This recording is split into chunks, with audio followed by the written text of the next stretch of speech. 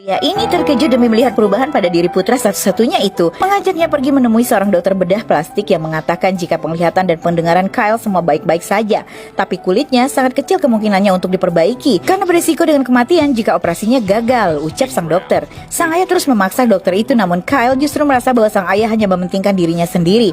Dia pun terlihat sangat marah. Sang ayah pun hanya terdiam. Lalu sang ayah pun menyediakan tempat privasi untuk putra manjanya itu agar tak ada seorang pun bisa menyusup ke sana. Berkata akan membelikannya sebuah sepeda motor yang memang diinginkan Kyle sejak lama. Namun dia tak dapat tinggal bersama Kyle di rumah itu. Tapi dia menugaskan Zola, sang asisten rumah tangga mereka, untuk menemani Kyle dan mengurus keperluannya. Pemuda itu pun benar-benar menghilang dari kehidupan sosialnya. Dia hanya dapat mencari tahu lewat medsosnya tentang keadaan dunia pergaulan sebelumnya.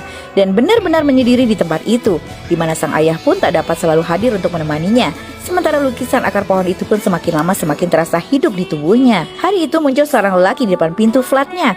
Dia bernama Will. Dia telah disewa sang ayah sebagai pengajarnya. Awalnya Kyle sangat keberatan karena dia akan terlihat oleh orang lain. Namun saat Will berkata jika dia lelaki tunanetra, akhirnya Kyle pun menerimanya. Namun tentu saja dengan amarah yang masih bergemuruh di dalam dirinya. Namun pria buta bernama Will itu hanya tersenyum tenang. Saat malam, pemuda itu terlihat murung karena ayahnya lagi-lagi membatalkan mengunjungi dirinya dan membawanya ke dokter bedah lain. Lalu dia bertanya pada sang asisten berapa umur anak-anaknya. Zola pun tersenyum menjawab jika usia putra-putrinya 16, 13, dan 10 tahun. Seraya menunjukkan foto mereka pada Kyle. Kali ini respon pemuda itu sangat peduli. Pemuda itu bertanya, jadi kau biarkan saja mereka. Aku tak bisa mendapatkan kartu hijau untuk mereka, maka aku tak bisa membawa mereka, jawab Zola. Tapi kau meninggalkan mereka, tanya Kyle lagi. Yang dijawab Zola, jika orang tua melakukan apa yang mereka bisa. 5 tahun lalu mereka masih sangat kecil saat dia tinggalkan. Ada lubang di hatiku, jadi aku tahu ayahmu pasti akan datang, ucapnya pada Kyle. Aku rasa tidak, ucap Kyle tak dapat menahan rasa sedihnya. Menghubungi sang ayah, dia pun berkata jika dia tak ingin mencari dokter yang dapat menolongnya.